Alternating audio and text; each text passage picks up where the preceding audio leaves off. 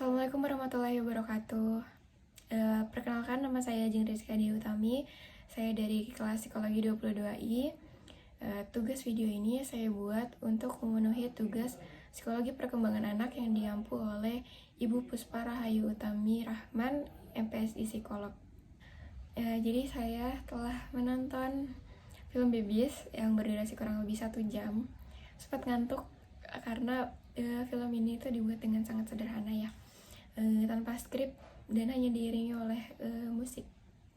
Nah, jadi film ini menampilkan tentang proses perkembangan beberapa bayi di 4 negara yang berbeda. Nah, salah satu di antara bayi tersebut itu yang membuat saya fokus saya teralih ya. Satu di antara bayi-bayi tersebut itu tumbuh di lingkungan yang masih cukup primitif, dibesarkan dengan cara yang sangat unik.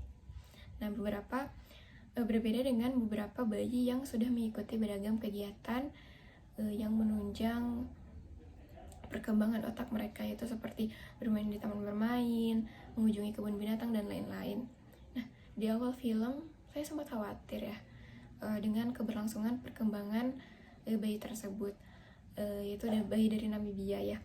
Apakah dia itu bisa berkembang dengan baik atau tidak di lingkungan yang seperti itu?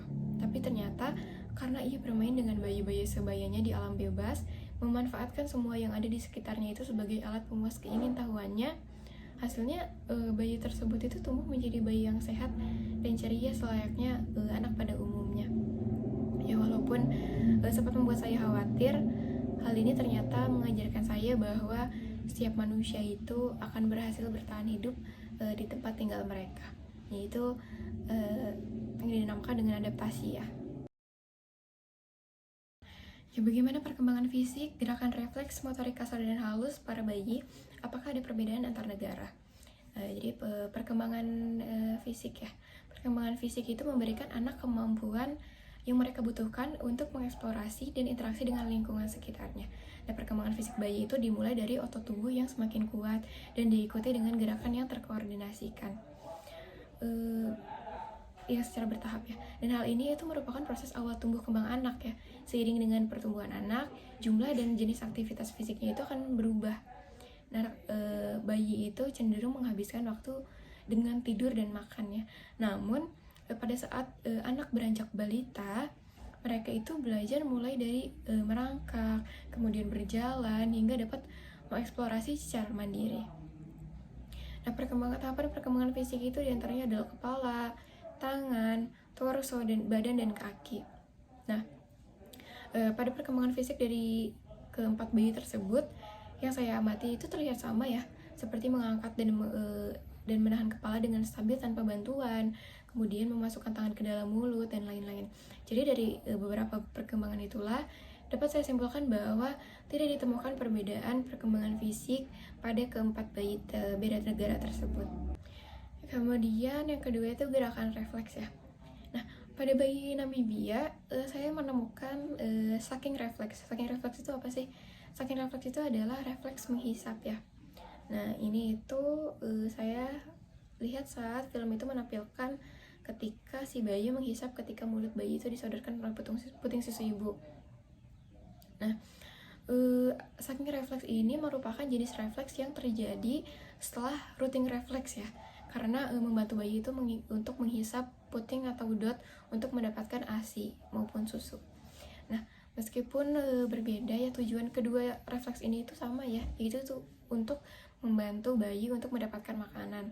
Nah, ketika bagian atas langit-langit mulut bayi itu disentuh, bayi akan mulai menghisap. Kemudian refleks yang saya temukan pada bayi Jepang itu yaitu Babinski refleks ya. Nah, Babinski refleks itu akan muncul ketika ibu menggoreskan jari ibu ke telapak kaki si bayi, dari tumit ke sisi luar telapak kaki hingga ke bawah ibu jarinya. Nah, saya temukan pada saat film itu menampilkan si jempol bayi itu ke atas, sedangkan jari-jari lain itu menyebar ketika sang ibu menuliskan huruf di kaki si bayi tersebut. Nah, kemudian yang saya perhatikan pada bayi Mongolia yaitu rooting refleks dan refleks Moro.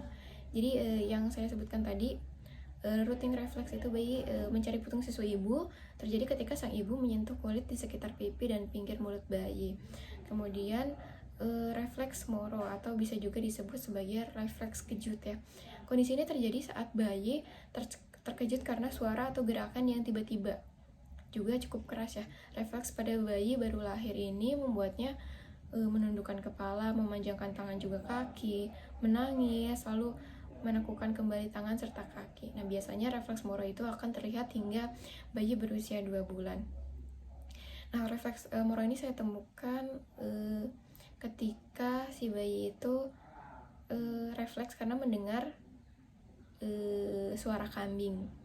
Nah, kemudian pada bayi USA saya temukan itu pupillary reflex ya. Pupillary reflex ini yaitu gerakan menyempitkan pupil mata terhadap cahaya terang, membesarkan pupil mata terhadap lingkungan gelap. Dan fungsinya itu melindungi dari cahaya terang, dia menyesuaikan terhadap suasana gelap. Nah, refleks cahaya biasanya muncul pada usia 5 bulan ya, dan dan menjadi lebih jelas itu pada usia 6 bulan. Bagaimana dengan motorik kasar dan halus? Apakah ada perbedaan? Nah, perkembangan motorik anak dibagi menjadi 2 kategori, yaitu motorik kasar dan halus. Motorik kasar itu berhubungan dengan gerakan otot besar yang ditandai dengan kemampuan anak itu dalam duduk, berjalan, berlari, melompat, dan sebagainya. Dan sedangkan motorik halus itu berhubungan dengan gerakan otot-otot kecil seperti jari jemari tangan yang ditunjukkan dengan kemampuan bayi itu memindahkan benda atau mencoret-coret atau menyusun balok gitu ya. Nah, perkembangan motorik kasar dan halus pada bayi-bayi tersebut saya lihat masih sama ya, ditandai dengan kemampuan merangkak, tangan yang menarik atau menggenggam benda, berdiri, berjalan, dan juga mendorong. Dan bayi terjadi pada, saya lupa bayi apa, tapi dia itu sudah mulai bisa memegang stiker-stiker yang kecil itu. Saya lupa, tapi itu salah satu kemampuan dari motorik. Bagaimana perkembangan sensori motor dan bahasa para bayi pada tiap negara? Nah, untuk perkembangan sensori motor itu pada bayi-bayi tersebut, saya juga masih terlihat sama ya, seperti bisa mengamati sekitar, mendengarkan dan dengan seksama, merespon ekspresi wajah orang lain, mulai fokus pada objek bergerak, dan lain-lain. Perkembangan bahasa bayi juga terlihat sama, ditandai dengan kemampuan bayi dalam mengucap beberapa kata seperti mama, papa, baba, babbling ya. Babbling itu satu dari 4 tahap perkembangan kemampuan bicara bayi. Yang tahap pertama ada tangisan, tahap kedua ada ocehan, tahap ketiga ada celotehan yaitu babbling, dan tahap keempat itu ada munculnya kata pertama. Nah, kemudian bagaimana perkembangan sosio-emosi bayi pada tiap negara? Nah, perkembangan sosial itu adalah tingkat jalinan interaksi anak dengan orang lain, mulai dari orang tua, saudara, hingga lingkungannya ya. Nah, sementara perkembangan emosional itu adalah luapan perasaan ketika bayi berinteraksi dengan orang lain. Nah, dengan demikian, perkembangan sosial emosi itu adalah kepekaan anak untuk memahami perasaan orang lain ketika berinteraksi dalam kehidupan mereka sehari-hari. Nah, berdasarkan pengertian tadi, dapat dipahami bahwa perkembangan sosial emosi itu tidak dapat dipisahkan ya, karena satu sama lain itu berhubungan ya. Dengan kata lain, membahas perkembangan emosi itu harus bersinggungan dengan perkembangan sosial bayi, dan demikian pula sebaliknya ya, membahas perkembangan sosial bayi itu harus melibatkan emosional. Dalam film tersebut, perkembangan sosial emosi pada keempat bayi beda negara tersebut saya juga terlihat sama, ditandai dengan mereka mampu menunjukkan rasa marah, kemudian rasa takut, rasa senang, rasa bahagia, ya, seperti itu ya.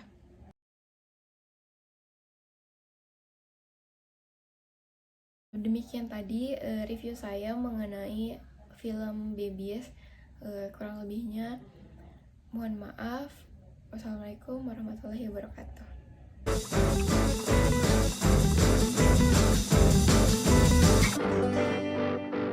Everything is lost.